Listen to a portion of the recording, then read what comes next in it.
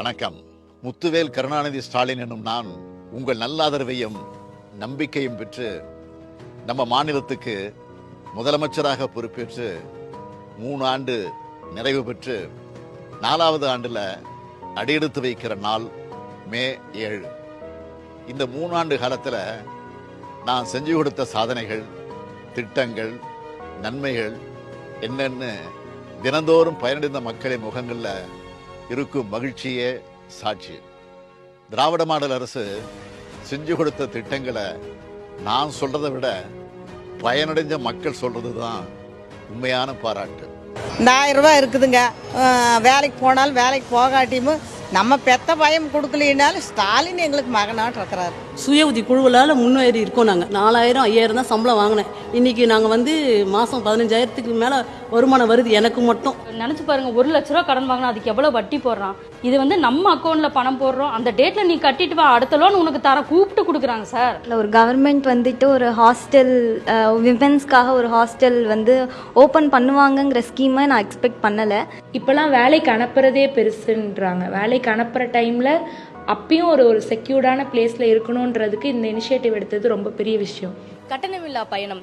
நான் சில நேரங்களில் அந்த ஜன்னலோரத்தில் உட்காந்து நான் மனசுலேருந்து அவருக்கு நான் நன்றி சொல்லியிருக்கேன். இவர் எந்த அளவுக்கு யோசிச்சிருக்கிற ஒரு தாயை போல நம்மளுக்காக அப்படின்னு சொல்லிட்டு நான் அவருக்கு மனசுலேருந்து நான் அன்றைக்கி நன்றி சொன்னேன். காலையில் அடம்பிடிப்பா சாப்பிட்றக்கே இங்கே நல்லா சாப்பிட்றா. அது சிறுதானியம் போகிறனால விரும்பியே சாப்பிட்றாங்க குழந்தைங்க. அவங்களுக்கு ஊட்டச்சத்து நல்லா கிடைக்கிது. நாங்கள் இது வரைக்கும் ஒரு தொழிலாளியாக இருந்தோம். ஆட்டோ முதல் நாங்கள் வாங்கும்போது நாங்கள் ஒரு முதலாளியாக மாறி இருக்கோம். எங்கள் அப்பா நான் +2 படிக்கிறப்ப கேன்சர்னாலே இறந்துட்டாரு. ஸோ அதுக்கப்புறம் எங்கள் அம்மா தான் ஃபுல்லாகவே என்னோட எக்ஸ்பென்சஸ் எல்லாமே பார்த்துக்கிட்டது.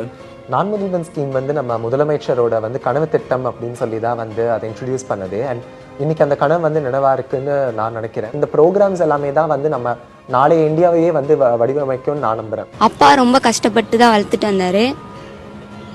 மாதம் அந்த 1000 ரூபான்றது அவ்வளோ பெரிய விஷயமா இருக்கு எங்களுக்கு. சொல்லப்போனால் போட்டுக்கிற துணி இந்த 1000 ரூபாய் தான் மேம் எடுக்கிறேன் நான். சார் மு க ஸ்டாலின் ஐயா எங்களுக்கு ஒரு தனி 3 சென்ட் இடம் கொடுத்து ஒரு தனி வீடும் கட்டி கொடுத்துருக்காங்க.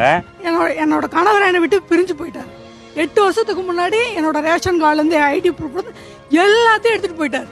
5 நிமிஷத்தில் அவர் பேரை தூக்கிட்டு என் பேர் போட்டு கொடுத்து எனக்கு குடும்ப தலைவி என் பையன் பேரையும் போட்டு கார்டு கொடுத்தாங்க சார்.